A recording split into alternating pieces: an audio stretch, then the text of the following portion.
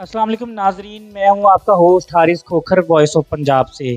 आज जो शख्सियत मेरे साथ मौजूद हैं उनका नाम है खालिद चिश्ती, जो कि पाकिस्तान एयर फोर्स के एयर कमोडोर हैं। पाकिस्तान बेचने जा रहा है सिंगापुर को, मलेशिया को, इराक को JF-17 थंडर तैयारे। अस्सलाम वालेकुम सर। जी वालेकुम सलाम। क्या हाल है सर, ठीक हैं आप? थैंक यू, मेहरबानी। अच्छा सर, आप ये बताएं कि ये जो JF-17 थंडर तैयारे पाकिस्तान बना रहा है, ये अकेला बना रहा है या किसी कंट्री के इश्तराक से बना रहा है? देखिए, JF-17 थंडर हमने चाइना के साथ मिलकर बनाया, और जब हमने ये कंसीव किया था या प्रोजेक्ट शुरू किया था, उस वक्त हमारी कोलैबोरेशन जो थी वो ज़्यादातर चाइना के हक में थी परसेंटेज, यानी कि हम चाइना ज़्यादा स्पेयर पार्ट्स और चीज़ें देता था और हम बहुत थोड़ा करते थे। अब हम मेजॉरिटी जहाज़ को कामरा में हमारे एरोनॉटिकल कॉम्प्लेक्स में खुद असेंबल कर रहे हैं और खुद ही मैन्युफैक्चर करके टेक ऑफ कर रहे हैं प्लान। अच्छा सर, आप मुझे ये बताएं कि क्या वाकई ही इराक और ये मलेशिया, सिंगापुर पाकिस्तान से JF-17 थंडर तैयारे खरीदने जा रहे हैं कि ये एक अफवाह है?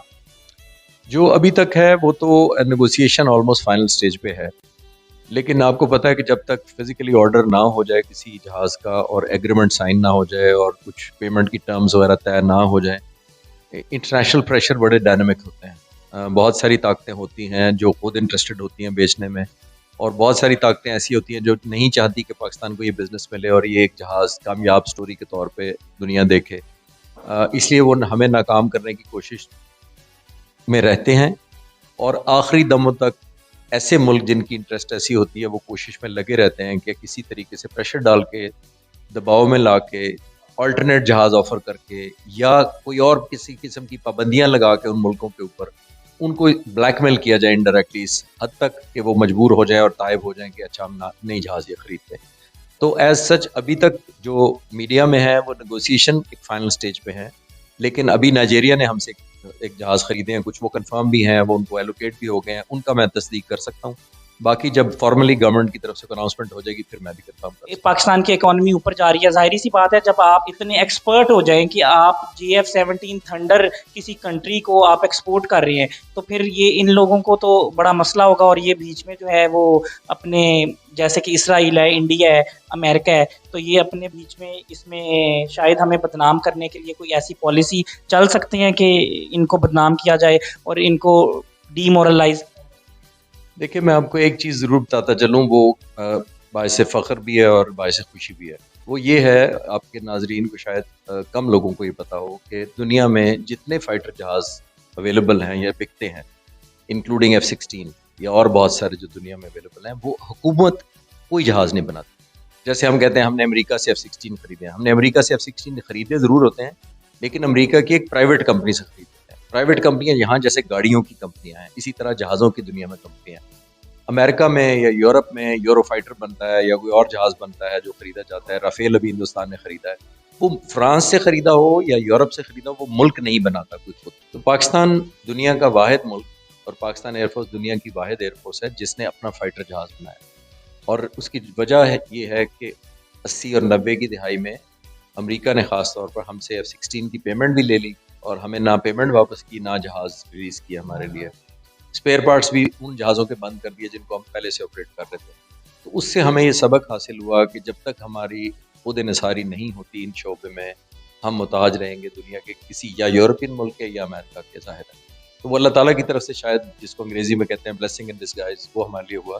तो आज हम इस पोजीशन में हैं कि अपना एक फ़ाइटर जहाज़ बना चुके हैं। ज़ाहिर है इसमें कोई शक नहीं है, जैसे मैंने पहले अर्ज़ किया, कि अगर आप दुनिया में किसी मुल्क को भी बेचने जाएंगे तो ना सिर्फ हिंदुस्तान बल्कि दुनिया के सब मुल्क जो मैन्युफैक्चर करते हैं जहाज़, वो रोड़े अटकाएंगे, वो चाहेंगे कि आपको ऑर्डर ना मिले। तो ये अब आपके लिए बायस इत्मीनान और बायस खुशी होगी कि अमेरिका या दूसरे जितने लोग हमें नहीं देना चाहेंगे जहाज़, हमारे जहाज़ में इतनी कैपेसिटी है और ये इतना इकोनॉमिकल है प्राइस वाइज, कि इसलिए दूसरी दुनिया अट्रैक्ट हो रही है कि ये एक बेस्ट कॉम्बिनेशन है चाइना और पाकिस्तान की कोलैबोरेशन की। क्योंकि चाइना ने इससे पहले भी जितने भी जहाज़ बनाए हैं, वो इम्प्रूवमेंट में पाकिस्तानी पायलट्स और इंजीनियर्स की बहुत बड़ी कंट्रीब्यूशन है। तो इसमें ज़रूर हम फ़ख्र भी करना चाहिए हमें, और हमें उम्मीद है कि हम इंशाअल्लाह ताला और मुल्कों को भी बेचने में कामयाब हो जाएंगे। अच्छा सर, मुझे ये पता चला है कि आपको सितारा इम्तियाज़ और सितारा बसालत मिला है, तो आप ये सितारा बसालत और इम्तियाज़ के बारे में बताएं कि ये कैसे आपको, माशाल्लाह। یہ کوئی خاص نہیں ہوتی، یہ ایک دن کے کسی مارکے پہ نہیں ہوتا. پاکستان ایئر فورس ہماری پرفارمنس اوور دا ایئر جس کو کہتے ہیں سالہ سال میں مختلف کمانڈز بھی ہمیں دی جاتی ہیں، رسپانسبل اپوائنٹمنٹس دی جاتی ہیں، اور ایسے ڈیوٹی پہ تعینات ہم ہوتے ہیں جو over a period of time ہمیں پرفارم کرنی ہوتی ہیں. اگر حکومت پاکستان کو کیونکہ صدر پاکستان کی طرف سے دیا جاتا ہے، تو اگر پاکستان ایئر فورس یہ سمجھے کہ میں ان کی کسی ڈیوٹی کے اوپر یا کسی اسائنمنٹ کے اوپر یا کسی پروجیکٹ کے اوپر ان کی توقعات پہ میں نے پوری طرح عمل کیا ہے یا پورا اترا ہوں، تو جس کو پاکستان ایئر فورس مناسب یا موزوں یا حقدار سمجھتی ہے، پھر اس کو پریزیڈنٹ کو کیس بھیجا جاتا ہے، اور ظاہر ہے پاکستان پریزیڈنٹ کی طرف سے جو اپروو ہوتا ہے تو یہ ملتا ہے. تو میں نے اپنی duty as a fighter pilot کی ہے. میں نے کوئی ایکسٹرا آرڈنری کسی میڈل کے لیے کبھی کام نہیں کیا. میں نے یہ ٹارگیٹ رکھ کے کبھی نہیں کیا تھا کہ میں یہ کروں گا تو مجھے میڈل ملے گا. وہ یہ ہوتا ہے کہ آپ اپنی ڈیوٹی پرفارم کرتے ہیں، جس کو انگریزی میں کہتے ہیں to the best of your abilities, جو آپ بیسٹ کر سکتے ہیں وہ کرتے ہیں. ایز اے ریزلٹ باقی جو رسپیکٹ یا لورل یا عزت یا پذیرائی وہ اللہ تعالیٰ کی طرف سے ہوتی ہے. آپ فائٹر پائلٹس میں سے ہیں، یعنی کہ لیڈ کرتے ہیں فائٹر پائلٹس. مجھے یہ بتائیں کتنی بار ایمرجنسی لگی اور آپ کو ایک دم یعنی کہ الارمز بجے اور آپ بھاگ کے فائٹر جیٹ میں بیٹھے اور نکل پڑے کہ جی دشمن حملہ آور ہو سکتا ہے، اور پھر آپ کے کیا تاثرات تھے، کیا فیلنگس؟ دیکھیں یہ فائٹر پائلٹ کا ایک رول ہوتا ہے، کیونکہ جیسے آپ نے خود ہی کہا کہ ہم فرسٹ کرتے ہیں ریئیکٹ. ابھی ٹینک موو کرنا شروع کرتے ہیں، شپس موو کرنا شروع کرتے ہیں، فائٹر جہاز ہماری سرحدوں کے اندر آ چکے ہوتے ہیں یا آنے والے ہوتے ہیں، تو ہمیں منٹوں میں نہیں شاید سیکنڈوں میں ہمارا رسپانس ہونا چاہیے اور ہوتا بھی. تو یہ جو آپ کا سوال تھا کہ کتنی دفعہ میں نے کیا ہے، شاید سینکڑوں دفعہ، میں گن نہیں سکتا یا مجھے یاد نہیں ہے کہ میں نے کتنی دفعہ، جس کو ہم لوگ الرٹ ڈیوٹی پہ کہتے ہیں، ہم اس کو ایئر ڈیفنس الرٹ کہتے ہیں. آپ کو 24 گھنٹے فائٹر جہاز الرٹ ڈیوٹی پہ ہوتے ہیں، آپ اسٹینڈ بائی ہوتے ہیں، آرام سے چائے پی رہے ہوتے ہیں، آپ کو ہوٹر بجتا ہے کیونکہ ریڈار سے پتہ لگتا ہے کہ کوئی فضائی خلاف ورزی ہو رہی ہے پاکستان کی حدود کی، تو آپ کو بھاگ کے جہاز میں بیٹھنا ہوتا ہے. جہاز پہلے سے تیار ہوتے ہیں، آپ نے اسٹارٹ کر کے آپ نے فوراً ٹیک آف کر جانا ہوتا ہے. تو یہ جس کو انگریزی میں کہتے ہیں ان دا لائن آف ڈیوٹی، یہ فرائض کی لائن میں نے جب بھی کیا، جو کچھ کیا ہے وہ ایک روٹین کا حصہ ہے، اور وہ شاید سینکڑوں دفعہ کیا ہے، جو میں گن نہیں سکتا کہ شاید اتنی دفعہ ہم نے کیا ہو. نارمل حالات میں بھی، جب خطرناک حالات میں تھے، جن دنوں پاکستان کا نیوکلیر پلانٹ اسٹیبلش ہو رہا تھا کوٹا کا، اس زمانے میں بڑی پرولونگ ورکنگ آورز بھی ہم نے کیے ہیں، راتیں اور دن لگائے تاکہ ہم پیٹرولنگ کرتے رہتے تھے بارڈر پہ، کیونکہ اس وقت ہمیں خطرہ تھا کہ ہندوستان ہی صرف اٹیک نہیں کر سکتا، ہمارے نیوکلیر پلانٹ پہ اسرائیل بھی کسی وقت سرپرائز اٹیک کر سکتا ہے. تو ہم دونوں ملکوں کے خلاف آلموسٹ راؤنڈ دا ایئر جس کو کہتے ہیں، اور 24 گھنٹے تیار رہنا ہماری مجبوری.